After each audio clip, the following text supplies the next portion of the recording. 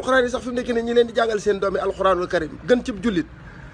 sëriñu daara sax ba laajee téeméer ñu ne xaar lay laaj jàngalekat yëpp dañ leen a bañ. am nag awaskan woo xam ne wi ñoom la nga xam ne mooy tax ñu doon nit mooy tax seen dund rafet ñoŋ dal ña koy def ñëpp ñu bëcc ngal leen doye di leen askan woowu moo doye di te matadi Sénégal ñoo doye di te matadi wax ji dañ ko wax mu farankulaayu bëgguñu xam-xam bëgguñu jub bëgguñu maandu bëgguñu ko def jàngalekat yi laajuñu xaalis déedéet daa am loo xam ne ñëpp dañ ko bokk muy alal askan wi ñu am ñu ko dénk séddale bañ ko séddale baaxul dañ leen a baaxul nañ ko séddale ci njub ak maandu ku liggéeyul góorul yettul xëyul nga daggal ko salaire 500000 man fanweeri at ak ñaar laa jàngale amaguma 500000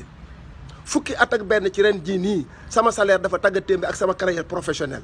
xeexuma ko xuloowuma ci defuma ci dara te damay xëy jàngale ji def waxtu yi ma sant ñibbi si sama kër tëdd di muñ ànd ak sama ngor